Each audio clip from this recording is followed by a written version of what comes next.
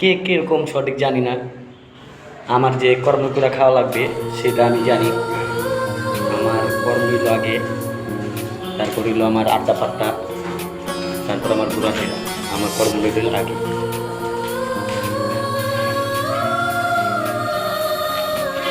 আমার জীবনটা মানে ভাই বেকার জীবন। আমরা টাকা শহরে কাজ করি ভাই, টাকা ছাড়া কেউ ভাতও দেয় না, টাকা ছাড়া কেউ রুম ভাড়াও দেয় না। আমি খাতুর কাম কইরা রুম ভাড়া দেওয়া লাগে, এটা সবাই বুঝে না ভাই।